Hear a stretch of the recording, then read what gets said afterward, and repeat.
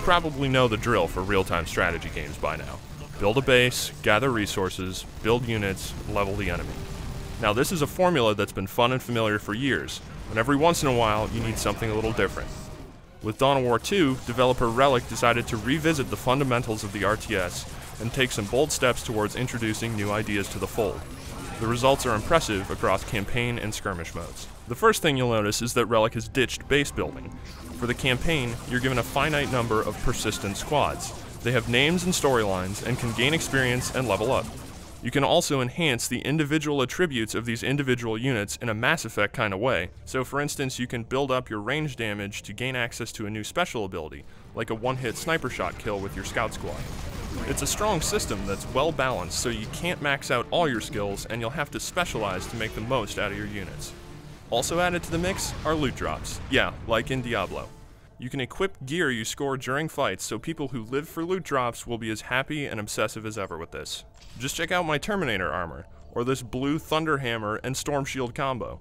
These drops add an extra layer of customization, and since you can't crank out an infinite number of units, you feel more attached to your squads. This really changes the flow of the experience, and what you get in the end is a game that almost feels like a cross between a traditional RTS and an action RPG. And that's a great thing because it feels really refreshing, with a lot of emphasis put on tactics in the field. A lot like Company of Heroes, you'll have to use cover and blow up enemy cover to advance on their positions. You'll have to devote special attention to your hero units and how they develop. You'll have to switch up squads based on how you equip items, which can change factors like teleporting, throwing grenades, or using the devastating orbital laser. There's a lot of depth here, and I really enjoyed spending the extra time to power up my units to be ridiculously strong. This is especially true because the crazy, over-the-top gore is still intact from the original Dawn of War.